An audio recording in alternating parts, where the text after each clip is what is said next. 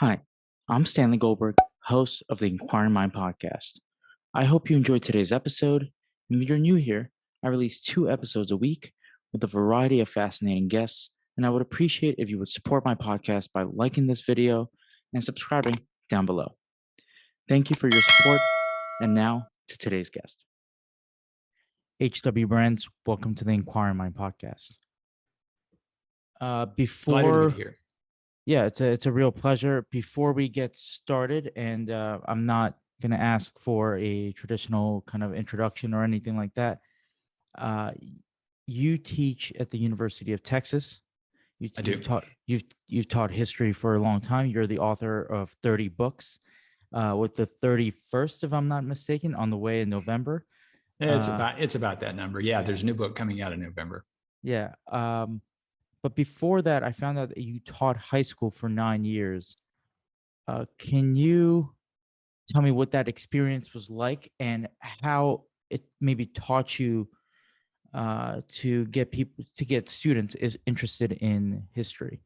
Yeah, so my introduction to the profession that I wound up with was as a high school teacher. And I started teaching high school when I was a year out of college. I guess I was 23 years old. And I'd been a good student when I was in school. I had never really thought seriously about teaching, much, but I needed work, and I thought, give it a try. And I discovered within a week or so that I liked teaching. I liked being in front of a classroom. I liked engaging young minds in interesting topics that were interesting to me and that I thought I could interest them in. I started off teaching mathematics in part, and in very large part, because it was easier to get a math teaching job than it was a history teaching job. And this because a lot of high school principals think that almost anybody can teach history. And this is one of the reasons it's a common joke among high school teachers and people who are around the high school world that whatever the last name of a high school history teacher is, the first name is coach. And so, you can take a football coach, a basketball coach, put them in front of the history classroom, give them the textbook, let them read a chapter ahead of the students, and they're fine. Nobody would do that in mathematics. It's thought that mathematics requires some specialized knowledge. But anyway, but I just discovered I like teaching. And I taught I taught a couple of years before I decided to go back to school. But my first decision to go back to school and get a master's degree after a bachelor's that I had earlier was entirely mercenary, because I knew I'd get a pay bump if I had an advanced degree. And I went back to graduate school and I kind of liked it. And I thought, okay, well, can I do more of this? And can I continue teaching? I was very uninformed regarding sort of the culture of higher education. And nobody in my family, my parents had gone to college, but I didn't know anybody who had been a professor or anything like that. So I didn't know exactly how you became a professor or what it was like or what was expected. But gradually, I realized that as much as I like teaching high school, and high school teaching is great. And for anybody who thinks that they might want to go into teaching, teach at the high school level, because you get a lot of teaching and you teach 6 hours a day. And then eventually, if you wind up teaching the college level, you think you're on vacation because you teach 6 hours a week or so at the college level. And so, I like the teaching, but I wanted to move upstream a little bit, sort of intellectually, because I thought I was interested in engaging young minds, but I wanted a little bit of more intellectual feedback than you get, say, from 14 and 15-year-olds, because there's just, not that much they bring to the table. They bring other things to the table, but they don't really have the background to have informed discussions on some of the things that I wanted to have informed discussions on. So over time, I went back to graduate school a couple of times, and I wound up with a Ph.D. in history. And then at that point, I had been teaching high school. I was teaching high school all through graduate school. And then I included teaching community college. So I was teaching at the college level while I was in my PhD program. But then since then, I have been teaching sort of at the university level. However, I have made a point in teaching incoming students. So every year I teach a large survey class of American history, and it starts with the pre-colonial period and goes up to the present. And the great majority of my students are 18 and 19 years old. For many of them in the fall semester particularly, this is their very first college class ever. And they, especially these days with changes in high school curriculums, I really no longer assume they have any particular knowledge of history. They're bright. I teach at the University of Texas. You got to be pretty bright to get into the University of Texas. You have to be a good student. And a lot of my students are international students. So they come from places where they didn't take American history in high school. And so I sort of start them off at the beginning. And this imposes certain obligation on me as a teacher that I have to, my courses, my lectures have to be almost self-contained. I don't presume any knowledge on the students when they walk in. And so I have to get, I like to think, good at explaining. And the fact that I have to cover a lot of ground, all of American history in this 2-semester course, I have one lecture to deal with the Civil War. So I have to learn to make these decisions about what's important, what you put in, what you leave out. And what you leave out is fully as important as what you put in. And so I find, and I'll add this, that when I started teaching high school, I was 23 years old. I was 5 years older than my students. Now I'm considerably much older than 5 years older than my students. They're the same age that they were, basically. I'm older. And so my students, in many ways, are a model or a stand-in for the readers of the books that I write, because I write books, and primarily, and for a long time, I've been writing books for non-specialists. At the very beginning, when you're in graduate school, when you're first trying to get a job and get tenure and all that stuff, you write for the specialists. And then you do assume a certain amount of knowledge. And the books tend to be more argumentative. That's what academics do. They argue. And there's less emphasis on the narrative of just telling what happened in an engaging way. And so I find myself, for these last 20 years or so, I teach to essentially the same audience that I write to, with a fundamental exception. And that is, it is a known fact, and I've observed it again and again, that a majority of my readers, the people who buy my books and read my books, they are 40 years older than my students. And, this is just kind of natural. History does not come readily. It doesn't come naturally to 19-year-olds. When you're 19, you should be looking ahead. You don't want to be looking back. The longer you spend on Earth, the more you realize that more of your life is behind you, and you spend more time looking in the rearview mirror than out the windshield. But nonetheless, in each case, I am trying to convey my interest in history, my engagement in history, to an audience of people who have no specialized interest, certainly no professional interest in the subject. Just I sort of think of them as the interested, intelligent lay reader, lay student, and that's the one that I'm trying to engage. Yeah, I've always felt when I was in high school, which is not that long ago, there were two kinds of students when it came to history, and there's no in between. There's one that loved history like myself and was always trying to learn new facts or whatnot. And then there were the people that said something that I still find mind-boggling, and they said history is boring. And I guess the older I've gotten and the more I've kind of read or listened to people talk about history, David McCullough once said that history is not about dates and provisos and facts and figures.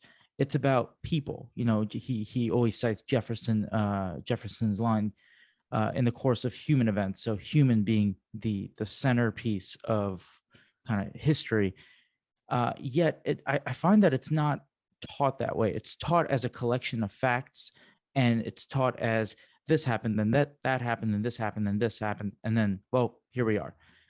So it's not very engaging. So what you're doing by writing popular books or more to a popular audience is actually a gift to society, because you're trying to get people to be interested in history. And I think the more historically literate people are, the more, I don't want to say rational, but the better the decisions they make in the current day. Do you find that to be true? Well, I certainly agree with the last part of what you said, that the more we know about history, the better decisions we're likely to make regarding present events. Mm-hmm. Because if we don't take advantage of history, it's as though each generation has to reinvent the wheel. The problems that we deal with, every generation deals with, are quite similar to problems in the past. The details differ, but they often reflect the same underlying values and arguments. So in any given society, is greater weight placed on the rights of the individual or on the responsibilities of the community? So this is one that I pose to my students in one form or another all the time. There are basically two rules of thumb for explaining how the individual relates to the larger society. One rule is the individualistic ethos, summarized as it's every man for himself. And the other one is sort of the communitarian view, in that we're all in this together. And in fact, you can use these two rubrics as sort of ends of a spectrum, and you can examine different societies at any given time. So in China, Japan, other countries of East and Southeast Asia, there has historically been more of an emphasis on the communitarian view. In part, this reflects that they've had outside enemies, that they live, crammed into a relatively small area, and what any individual does affects a lot of people around them. And so the tolerance of societies like that for responsibilities, for duties to the larger community, starting with the family, but to the larger society, is something that has just been learned over generation and generation. And then at the other extreme, sometimes anthropologists call this the difference between sort of tight and loose societies. So tight societies are ones where your bonds to the larger community are a really big deal, and you go against those only at your individual peril. Right. Peril to your reputation, sometimes to your job. And then there are more individualistic societies, and these are like the United States. And some of this simply reflects the fact that in the United States, historically, compared to countries like Japan and China, there's simply a lot of room. And I live in Texas. Texas is the second most populous state in the union, but you can drive across vast reaches of Texas, and there's almost nobody there. And so there's room for individuals to exercise their individuality. So there's that part of it. But in terms of your observation, that history is often seen as boring. First of all, I have to say that I have nothing but the greatest respect for my high school teacher colleagues in this teaching profession, because by and large, they do a wonderful job. They are bound by certain requirements, and the requirements are often stated by state boards of education, that by the people who prescribe their curricula. And the easiest way to write a curriculum is to list all the things that are going to be covered. And the easiest way to avoid a big debate over should the students be required to learn this or that is, make them learn both. And so in essence, what the teachers have to do is they have to check off what amounts to a long list of encyclopedia topics. And there's no formula that's better guaranteed to just drain the interest value out of that. Fortunately, I teach college students. And I say fortunately, I used to teach high school students, so I made a choice between the two. And I knew that when I got to teaching college students, effectively nobody's looking over my shoulder. However, I encounter the same thing that you described, because on the first day of class each semester, I ask my students, and my standard large class has 480 students. And this is in essence a required course of all undergraduates at the University of Texas. And so I asked them, how many of you are here because you have to be? And 95% of the students raise their hand. These are chemists, these are engineers, these are mathematicians, these are biologists, these are not history majors. And so, okay, I understand, this is, you're required to take the course. I explained to them why they're required to take the course. And that is because the state legislature of Texas, in its wisdom, and I would be the first to say that the state legislature of Texas, like most legislatures, is not always wise, but this is one where I really agree with them. That if you are going to be a citizen in this American republic, it behooves you to know something about the history of this thing that you're taking over. We don't let people on the roads, with a car before they've had some driver's ed. So the course I teach is driver's ed for citizens of the American Republic. There's that. And so, but once having ascertained what got them into my classroom, then I take it as the challenge to dispel any notions that history is boring.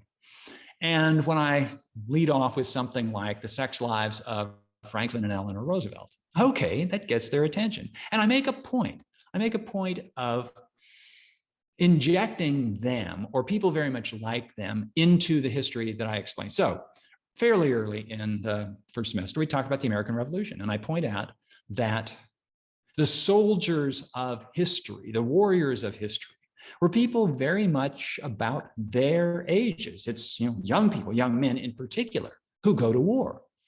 And so I said, in the American Revolution, in fact, the next book that I've got coming out in November is on this very subject.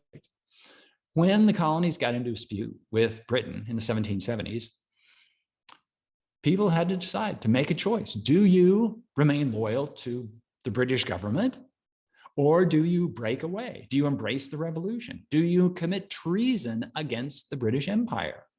And on which side do you take up arms? Because I make this point in my forthcoming book, which I call Our First Civil War. The American Revolution was as much a civil war, a war among Americans, as it was a war of Americans and the British, because Americans were fighting among themselves as to whether they ought to remain part of the British Empire or break away. And I put the question to them because I said, if you had been 18, 19 years old in 1776 and living in any one of the states, you would have had to decide. Do you take up arms against your government, or you side with your government? What do you do? And I make them think about it. And in fact, very often, one of the first essays they write for me for the course is on one version or other of this very subject. The first half of the semester ends with the Civil War. And I put them in the same situation. So I teach in Texas. So I say, you were living in Texas in 1861. And there's a convention called to determine whether Texas shall secede from the Union or not. Which side do you take? And I walk them through the decision, but I also given them increasing amounts of information, because one of the points that I want them to realize is that history is fully as complicated as the present is. And human life by its very nature is full of complications, contradictions, and decisions that have to be made with imperfect information. And so I put them sort of right there. I tell them the story about how Benjamin Franklin had to make up an excuse at the age of 17, a year younger than most of my students, in order to flee Boston. He was getting tired of being a bound laborer to his older brother. And just getting my students used to the idea that by law, you could be required to take the orders of your older brother. And his father had signed these indentures. And so for 7 years, he was in essence the bound laborer of his older brother. And they would get in fights and everything like brothers do. And Ben Franklin decided, this is, I can't do this anymore. So I got to get out of town. But he couldn't tell his father, because his father was the one who'd signed him into this, and he couldn't tell the sheriff or anybody like that because he'd be arrested if he tried to get away. So he had to make up this story.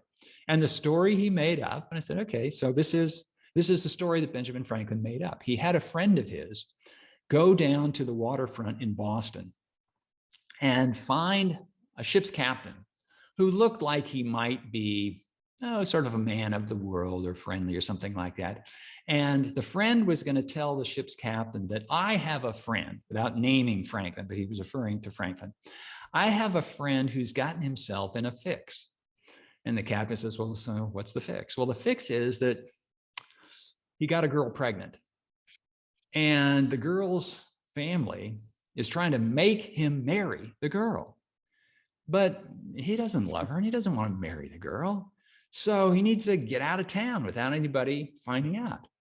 And the ship's captain maybe had been in a situation like this himself, but he sort of nodded and said, all right, well, okay, tell your friend to come down here, after dark tonight, and I'll look the other way and he can stow away on board, and I'll only discover him after it's too late to turn back. So this is sort of the human element that often gets left out of, the history workbook pages that students in high school have to fill out. And I don't want to sound immodest in this, but it is very common for my students in the end of semester evaluations to write a note saying, I came into this class thinking that history was boring, and it was the most interesting class I had all semester. Now, I take that with a certain grain of salt. They're anonymous, so they're not trying to cozy up anything. But I realized that, I used to teach math, and I thought I taught a fairly interesting math class. But math is kind of dry compared to just the comedy, the tragedy, just what human affairs is like. So there are enough good stories in history that If you simply give them a chance, you get swept up in them. Yeah, I also think that by teaching even a basic level of history, or having a survey course in American history, you see how past events tie into current events. And I listened to one of your past lectures where you said that you require a lot of your students to talk about current, or at least while they take your class, to read current events or keep up with current events. And I think that's really important. One of the interesting lectures I saw of yours was from over a decade ago. You gave a speech, or a lecture about the Gilded Age, and at that time, I think you wrote a book about the Gilded Age. And uh, you were talking about the nature of capitalism in the United States, where in the beginning of the 1800s, dem- America was democratic, or democracy was in full flow, but it wasn't capitalist by, because most people worked on their farms, or did whatever they did, and they worked for themselves. Then with the Gilded Age, which is the period after the Civil War, um, a lot of people went to work for somebody, and people became lifetime employees, some at times, of some steel factory or whatnot. What I found interesting in that talk is that it seems to me that in the 21st century, we're going back. So we're now in an environment where a lot of people do still work for companies, but it's now becoming more and more of a time where people are beginning to work for themselves. Do you see that reversal in capitalist behavior? Well, the first thing I have to say is that I'm very often asked to sort of shed historical perspective on current events. And I say, I'm fine explaining, or trying to explain, how we got from some time in the past to where we are right now. But please don't ask me to predict the future, because historians, we have no more insight into what's going to happen tomorrow than anybody else. If we did, we would all apply it to the stock market and would all be rich. And we historians are not uniformly rich. But there's a reason for this. And the reason for this is, I will say this, that the student of history, whether a professional student of history like me, or an amateur student of history, somebody who simply reads history books, can put himself or herself in a position where whatever happens next will not be a particular surprise. Because one of the things that history does for you, it gives you an idea of what the possible outcomes of any particular event are. I can't necessarily say whether the thing that happens tomorrow is going to be either definitely A, B, C, D, or E. But I'm pretty sure it's not going to be F or G or H or whatever else, because we've been in situations like this. The basic conundrum is this, that things that happen today are like things that happened in the past, but they're never identical to things that happened in the past. And so we never know until the event plays out whether the similarities or the differences are the more important at any given time. But history will teach us, first of all, not to be surprised, because we've been through situations like this in the past, and it could have gone this way or that, and maybe this time it'll go that way or this. The other thing that history should do for us, I think, if there's a single lesson, and it's more of a moral lesson than an intellectual lesson, is history should teach us humility, because there is a strong tendency to think in every generation that history was leading up to us. Mm-hmm. And we, in some way or another, are at the apex of historical development or evolution or moral, enlightenment or something like this. And so there's a tendency to sort of look back on the past, but also to look down on the past. And to the extent that the past was different than the present, we sort of think, oh, those poor benighted people who came before us, or those evil people who came before us. But in fact, there is absolutely no reason to think that our generation is more inherently moral than previous generations, or for that matter, vice versa. Things change. Practices change. Maybe it's possible to say that society or culture evolves to become progressively more moral. I'm not even absolutely convinced of this, but for example, we no longer practice human sacrifice. And human sacrifice was really a common thing 1,000 years ago, 2,000 years ago. And when it was this common thing, nobody thought much of it. Of course, that's what we do. Now, this is not to say that people wanted to be sacrificed as humans. No, but bad things happen to people. And it could be that you're the one they chose and, okay, you're tough luck. But, we deal with things that are bad that happen to people, but we don't, at this point today, we don't necessarily blame people for this. So for example, people contract cancer and die of it, and nobody blames anybody for it. There's a little bit of, okay, if you smoke and you get lung cancer, well, maybe you're partly to blame for that. But we still live with many things that are beyond our control. And okay, we just take that for granted. Now, it's entirely possible that 100 years from now, we'll have figured out a cure or a prevention for cancer. And then people will look back and, boy, that must have been terrible to live with the threat of cancer or Alzheimer's disease or something like this. And so it's really important to remember that, and this is an exercise I actually require of my students every semester, to try to imagine what we are doing today that our grandchildren or our great-grandchildren will say, how in the world could you do such a thing?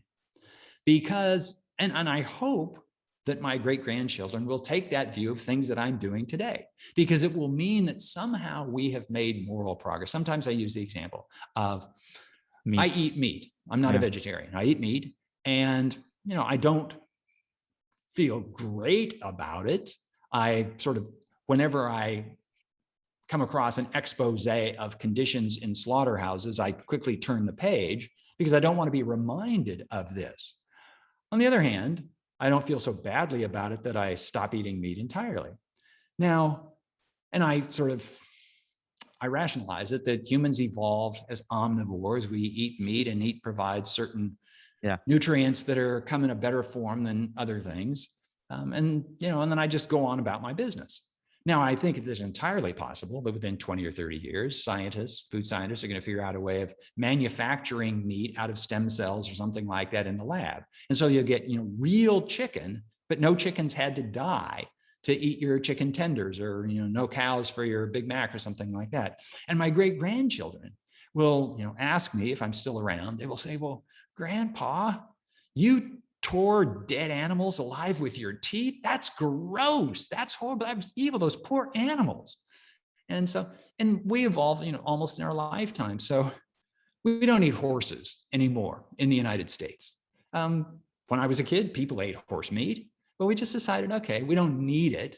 And, those cute horses running around and everything like that, you don't eat them. And so, it's important, I think, to get a historical perspective to remind ourselves that, we're not intrinsically any more moral than the people who came before us. We've just figured out ways of doing things differently, and to maybe ease our consciences on certain practices that seem necessary, even if they were distasteful or evil in one way or another. So slavery, for example. Slavery was something that George Washington and Thomas Jefferson considered to be a necessary evil. They thought it was evil. They wished that there was no slavery in this new United States, but they inherited the institution of slavery. Well, our country as a whole, through hit and miss and eventually the Civil War, figured a way out of slavery. And so it's easy for us now to say, oh boy, they were horrible people because they owned slaves. Well, they weren't horrible people. They were in this situation where slavery was, had been around from time immemorial, and nobody particularly wanted to be a slave, but that was, unfortunate things happen to people. So there's this thing that I sometimes refer to as the moral narcissism of the present. And we think, okay, it's all about us. Well, it's not. And so if we spend time sort of honestly with history, we realize that, oh yeah, okay, well, they were struggling with issues just like we're struggling with issues. A lot of people sort of go searching in history for confirmation of a clear-cut view of good and evil. And one of my minor missions in life is to explain it's not like that. The history is more complicated than you think. In fact, I have this list of things that I sort of, well, half jokingly call Brands' laws of history. And Brands' first law of history is that there are no laws of history, not like laws of physics, but there are patterns. But Brands' second law is it's complicated. It's more complicated than you think, regardless of how complicated you think it is. It's more complicated than that. And that's at the heart of history. Interesting. You've also, like, throughout your career, you've written, obviously, I mentioned a wide variety of books, some about, times like the gold rush, capitalism in America, stuff like that. But you've also written your fair share of biographies: Franklin, Grant, Reagan, Jackson, Roosevelt. I have your Roosevelt book here, There you go. Okay. right under me. But how do you settle on a topic when maybe you come across something and you decide that this is what I'm going to write about, and then what is your writing process like? And let me, before you start describing that, because 31 books, and you're a fairly young man, is highly impressive, because most people can't write one. So how do you write 31? And they're all good. So Well, the first thing I'll say is the first one's the hardest. And the first one's the hardest because you have to convince yourself you can actually do it. But to aspiring writers, I pose a couple of questions. One is, do you like writing? And there are a lot of people who like to imagine themselves as having written a book. They like to think of themselves as a published author, but they confess they don't particularly like the process of writing. And I tell them, take up another hobby, take up another line of work, because unless you like doing it, you're just in for a lot of annoyance, aggravation, pain, all this stuff. I remember I was having a chat with a graduate student at the University of Virginia some years ago. I was there to give a talk. And this young man, well, he was probably 30 years old. He was explaining that he was just about finishing up his dissertation. And he said, boy, I'm so glad, because it has been, it's just been murderous. Like I've been pulling teeth writing this thing. And I said, I just met the guy. And I said, excuse me, I just met you. I really don't know you, but you seem like an intelligent person and a very capable person. So let me ask you, why in the world did you choose this career path? Because this thing of writing history books is what you signed on for. And if you don't like it, why do it? You could probably be really good at various other things. Go do those other things. So part of the answer to your question is, if you like doing it, then it doesn't seem like work most of the time. I mean, there are certain parts of making a book that even I don't particularly like. I don't like proofreading when you don't have really room to change much and you just have to go and look for mistakes. But for the rest, I like the challenge of learning about a topic that I don't know enough to write a book about. So I get books out of the library and I buy books and I learn new stuff. And I still really like learning new stuff. And then there's the challenge of, okay, taking this thing that I've learned, figuring out what I find interesting in it, and can I convey that interest to somebody else? Because it has been my experience, first with teaching, but then with writing, that if you can demonstrate your own interest in this subject, you're halfway to conveying that interest to somebody else. Because if you have a certain credibility with my students, for example, and I get interested in this thing, well, they're kind of tempted to say, well, if Brands is interested in it, maybe, I'd be interested in it too. So there's that. Then there's the craft aspect of, okay, how do I take these pieces of the historical puzzle? Because no book can say everything about a subject. You have to decide what to say, what to leave out. How can I fit the pieces together in an engaging way? And then sort of at the basic level, okay, how can I write this paragraph? What goes in this paragraph? And all those aspects of the writing craft, I enjoy. I'd write down to the paragraph. I think of writing a paragraph as kind of like carpentry, where you got this sort of this raw wood and you're trying to fashion it into something. You're trying to make the pieces fit together. And so I enjoy all of that. And so when people ask me kind of the nuts and bolts of my writing process, when do you write? How long do you write? Do you have a word quota that you write each day? And I say, I actually don't have answers to any of those questions because I don't pay any attention to those. When I am engaged in a project, whenever I have time, I write because I enjoy doing it. If this weren't my profession, it would be my hobby. I'm really lucky that my hobby has become a profession. And so this is what I do. And so it helps, I think, a little bit that I have a relatively short attention span, because if I have 20 minutes, I can make good use of 20 minutes. I have colleagues, fellow writers, who at least say that they require at least a block of 4 hours before they can really get anything done. Or they require a week of spring break or summer vacation or a year sabbatical or something like that. And every time I hear that, and I don't mean to asperse my friends and colleagues, but I reflect that there is no occupation that provides more excuses not to do what you profess to be doing than writing, because you can always come up with an excuse not to write. There is something else going on, or I need to get another book, or this, that, or the other thing. And this is especially true of academic historians. I have great respect for my colleagues in the academic world, but I can always say, oh, I need to rewrite that lecture, or I've got to go to department meetings, or I have to do this, or grade essays, or direct dissertations, or something like that. There's always an excuse not to do it. And if you're one of those people who is sort of beguiled by these temptations not to do it, well, it really comes from the fact that if you really don't like doing what you're doing, you're going to succumb to the temptations. On the other hand, if you do like doing what you're doing, then the temptations, they're simply going to be lost on you. So the first thing is decide really whether you like it or not. And if you like it, go ahead. If you don't like it, find something else to do, because there are other hobbies that you'll find more rewarding.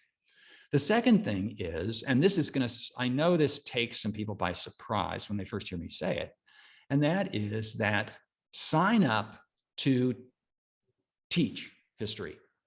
Because, in fact, I'm often asked, okay, you have a full-time job teaching history, you've got a full teaching load. And at the University of Texas, we actually make a point. Everybody, beginning professors and full professors, endowed professors, and all this, we all teach the same course load.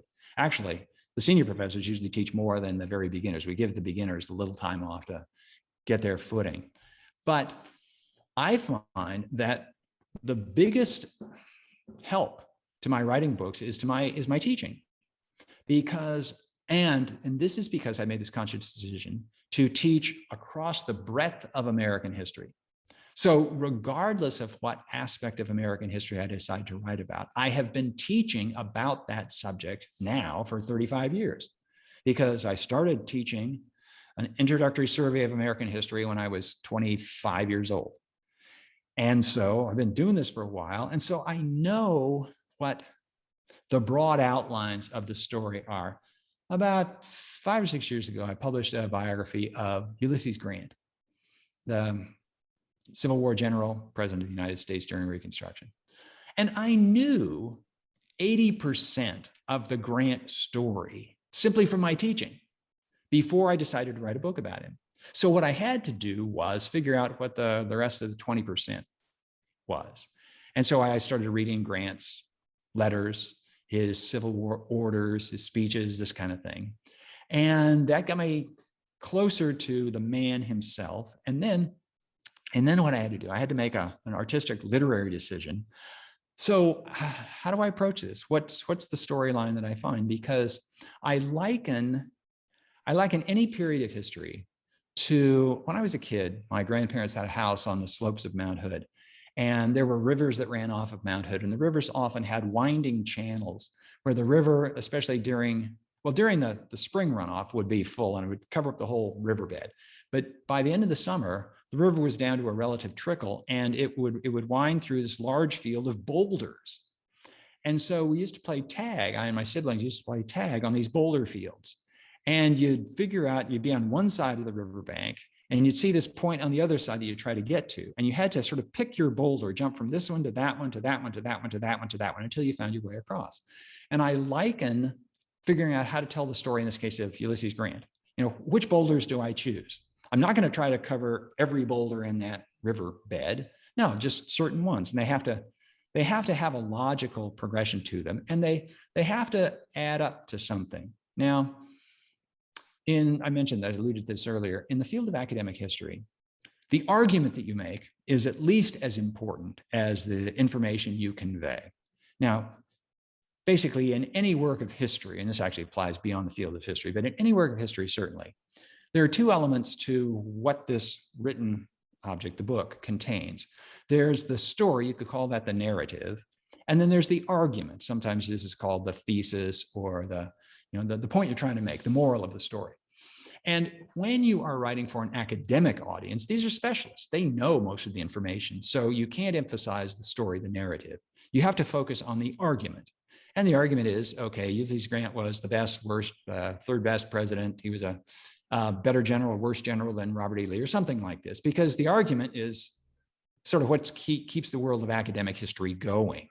There's not that much new stuff that comes out on the Civil War that if we were required to publish simply new information on the Civil War, there wouldn't be any jobs for Civil War historians. But, we argue this stuff, and there's merit in it, because much of the present generation, every generation looking back, they don't want to know all the information about this, that, or the other thing. They want to know what's the meaning of it, what's the moral, what's the takeaway. But anyway, so when you're writing for the academic specialists, you make more of the argument and less of the narrative, because they already know the narrative, and you have to highlight your argument. But when you're writing for a general audience, the audience is very much less interested in the arguments among the academics. So you can focus on the narrative and spend less time and give less attention or less primacy to the argument. Now, you still, I think, it behooves you to give the reader a framework sort of for understanding what you're saying. But it can be, I think it should be, less of you're going to beat the reader over the head with this argument, and just let the argument evolve out of the narrative, because you got to hook them on the story. You hook them on the story, and then you can get across the point you're trying to make. But so your question was sort of, what's my approach? What's the way I go about this? Well, sort of that's generally it. And the last thing that I'll say is that if you've never written a book, writing a book seems like a really big deal. But really, the typical book is made up of maybe 600-700 paragraphs. Okay, 700 paragraphs, right? 2 paragraphs a day, and in a year you got a book. So once you've convinced yourself that you can do it, then if you like doing it, then you go back and do it again. The second book is probably, 30% easier than the first book. And the third book is maybe 10% easier than that. And I'm not going to say that it ever is, just a snap, but at least once you know what you're doing, and once you've convinced yourself, yeah, I can get to the end, then it's a matter of just doing it. And this is writing books and teaching. This is what I do. So I'm not impressed by the fact that I've written the books that I've written. Of course, this is what I do, and I've been doing it for a long time. So yeah, this is what I'd be doing. What's the 31st book like? If the first book is and the second book is 30% easier, and then so on and so forth, what's the 31st one like? There reaches a point where the returns are diminishing. So I'm not getting any faster or more efficient, except for sort of outside elements. In the time that I've been writing books, the availability of resources has become much greater and much more efficient than it was. And so, for example, this book that I'm writing, that I've finished writing, it's going to be published in a couple of months, is on the American Revolution.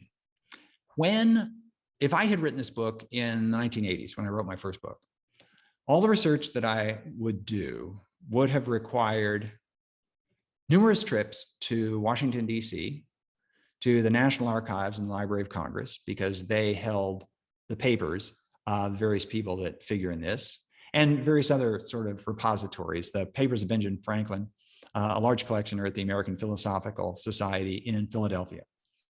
Right. In the last 10 or 15 years, essentially all of the papers of that founding generation have been digitized, and they're made available online. I had an early introduction to sort of how this might play out. I wrote a biography of Benjamin Franklin. I wrote it in the last 3 years or so of the 1990s.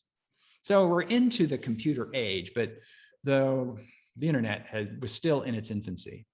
And as I was working my way slowly through the papers, the printed and still manuscript papers of Benjamin Franklin, I caught wind that there was this project to digitize the papers of Benjamin Franklin.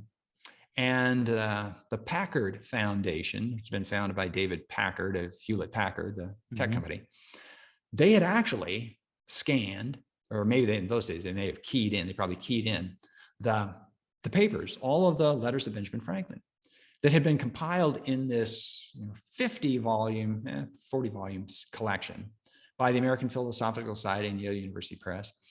And they had put it on the medium of choice in those days was a CD-ROM. And so it was on something like 2 CDs. And I heard that there were these CDs around that had the digitized version of this. I thought, oh my gosh, this would be so great. Because if I wanted to find that letter in which Franklin said, nothing in life is sure but death and taxes, I had to just, read through all the pages. But I could have done a keyword search and found it. Well, I kept getting the runaround from the Packard people and the folks who this disc was out there somewhere, but it wasn't where I could get my hands on it until, I guess maybe I had to prove that I was serious about this or something, because I'd written the whole darn book and it hadn't quite been published yet, but I had spent years on this. And finally, one of the archivists at the American Philosophical Society in Philadelphia came, saw me, and I was there from one of my, I guess the last of several visits, kind of motioned me to come over, and he said, I want to show you something. And so he brought out these discs, these CD-ROMs. And he said, this is it. I said, can I look at them? Yeah. So I looked at them. And as I say, the book was already written. So it didn't do me any good for actually writing the book. But as I read them, I thought, oh my gosh, this is the future. And this is going to make the work of a historian so much easier. Now, this book that I wrote on the American Revolution, I wrote most of it during COVID time, when all of the archives, most of the libraries were closed. And I have colleagues who write on subjects that haven't been digitized yet. And for many of them, the research projects just ground to a halt. They simply couldn't do anything. They couldn't travel to these places in the first place. And so I was very fortunate in that I had chosen this topic. Now, when I say I was very fortunate, one of the reasons I chose this topic is because I had a hunch, something might, I didn't predict COVID, but I'm to the stage of my career where the idea of spending weeks in a dusty, dark library doesn't appeal to me as much as it used to. And so if there's everything that I need and I can get it simply on the internet, well, okay, I'm very grateful for that. Yeah, a lot of historians, I mentioned David McCullough, Robert Caro, people like that. They emphasize kind of walking the field, right? They like to go where the person has been, almost smell what they smell, walk the same steps. Do you find? I feel like I know the answer to this because, yeah. But I'll still ask: do you find that you have to do that, or do you think it's unnecessary? Far be it from me to question the approach of Dave McCulloch and Robert Caro, two of the finest historians, biographers operating in America today. And they do fantastic work. I would say that I am less taken by the mystique of standing in the footsteps of the people that I'm writing about than they are. I think they're sort of older school than I am, but I've done this actually. I've tried it on various projects. And so when I was writing about, I had occasion in my book on Franklin to write about the Salem witch trials. And so I went to Salem. Okay, well, there you are in Salem. And you can see a couple of buildings left over from that era. But then, over your shoulder is the freeway traffic, and, down the street is a Walmart. Right. And I came to realize that, maybe there was some, well, for certain things that wasn't particularly necessary, because I would actually go through the effort of going there and then ask myself after I wrote the book, so what did I get out of it? I got out maybe sort of one sentence of general description about what Salem must have looked like in the 1690s or something like that. And honestly, I discovered that, at least for my purposes, I got more accurate descriptions from eyewitnesses from the 1690s. Because what Salem looked like in the 1990s is like, say, nothing like what Salem looked like in the 1690s. But if somebody was there in the 1690s, said, this is what it looks like. So, and this also reflects the fact that what really hooked me on history was eyewitness accounts. Before I became a teacher, I was for a while a traveling salesman, and my territory was the American West. And so I had these long drives across the West.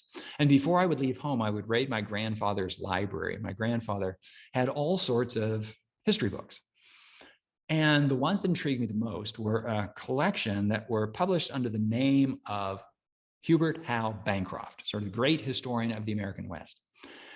And the books were not only by Bancroft, but what they really were almost sort of information dumps out of diaries and letters and journals of travelers across the American West in earlier times. And I found that those were absolutely mesmerizing to me, because I wanted to hear from somebody who had been there, who had seen it himself or herself. I didn't want to hear it filtered through the historian. And I came to think of, well, in fact, so I teach graduate students as well as undergraduates. And for the graduate students who are in effect apprentice historians, it's important to keep in mind the distinction between what historians call primary sources and secondary sources. And the primary sources are sources that are generated by the participants or eyewitnesses to the events that they're describing. So they're contemporary to the moment. And secondary sources is everything else, what the historians have to say afterwards.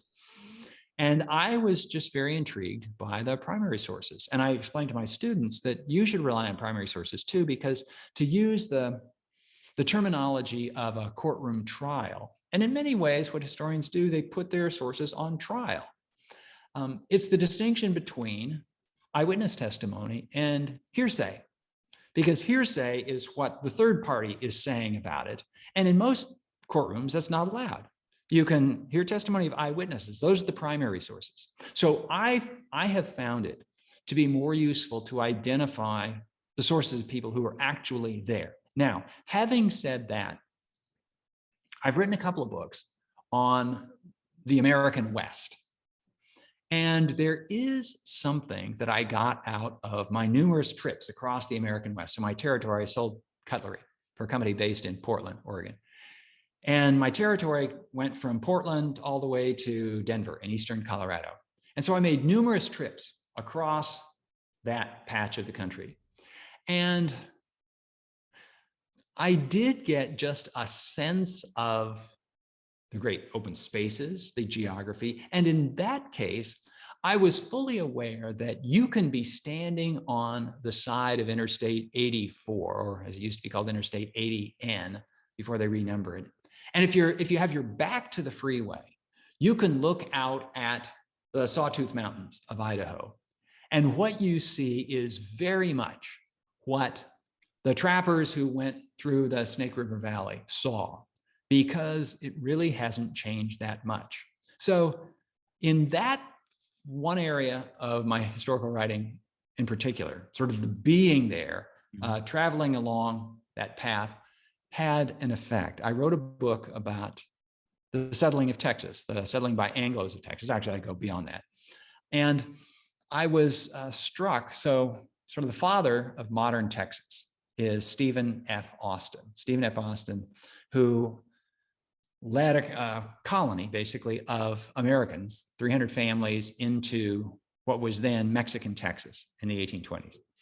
And Austin kept a diary.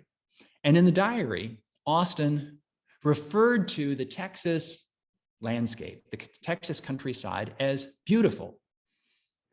And it so happened when I was writing the book, and for some years before and a few years after, I was teaching at Texas A&M University, which is just east of the Brazos River, and Texas and Austin's colony was on the Brazos River.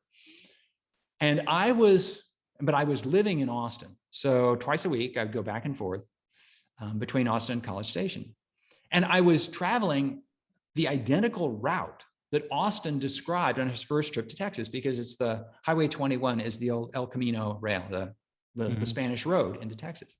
And I looked out on what I was seeing, and I realized that hadn't changed that much from Austin's day. And I said, I think this landscape is pleasant enough, but I don't think I'd call it beautiful. So the question I posed to myself, and I pose this of history all the time, what was he thinking? What was Austin seeing that I wasn't seeing? Because this is one where, having been there and having been in the footsteps of this person, was actually potentially quite misleading. And it can be, and this is a problem, because the eyes of Austin were a different pair of eyes than my eyes. And what I eventually realized was that Austin was looking on this countryside as potential farmland. And it's really good farmland, especially if you get in the black soil of the Brazos River. Well, we live in, for most of us, a post-agricultural age. In Austin's day, everybody was a farmer. Certainly everybody coming to Texas was a farmer. And so if the land was fertile, if the land was productive, then the land was beautiful. I grew up in Oregon. When I think of beautiful landscapes, I think of snow-covered volcanoes like Mount Hood or Crater Lake or something like that. Ironically, that is what Austin's generation, that generation, is called deserts. And they did because they were deserted of humans. And they didn't think they were particularly attractive because that was of a generation that had to make their living from the land. And you can't make your living from the snow-covered slopes of Mount Hood or the depths of Crater Lake. So we look on landscapes as tourists, but they looked on landscapes as producers. And so this is one where actually walking the path of those historical characters misled me rather than led me. Yeah. So we have a few minutes left before we have to wrap up.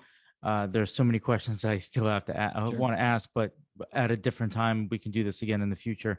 I also want to mention, before I get to my last two questions that I ask of every guest, that you have a Substack that you write. I do. Which is really good. And there are some really interesting pieces about free speech, critical race theory that I read, and one about inequality in America, which was also fascinating. So I think people should definitely give it a read. And I'll link all of that to the description of this video.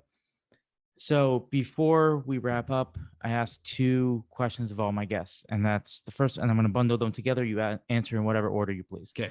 The first one is, what gives you hope for the future? It could be as general or as specific as you wish. And the second one is, what are 5 books, fiction or nonfiction, that you would recommend to people? Okay. I'm going to beg off on the last question on the second part of the question, because I have discovered over the years that tastes in reading are very idiosyncratic. And I've had any number of books said, oh, you got to read this. This is really interesting. This is so good. And it just leaves me cold, or vice versa. I'll think this is the best book ever. And it's just not going to appeal to somebody. So I don't prescribe books to some people. I'll mention a few books that I have found repeatedly useful. Okay. That's fine. So on that one, I'll say, in terms of historical biography or memoir, so this is one of the things that I do, I would say that there are two that, in fact, I just reread for, 6th or 8th time, the Autobiography of Benjamin Franklin. It is as charming today as it was then, and it gets you inside the head of what could reasonably be called the great American genius.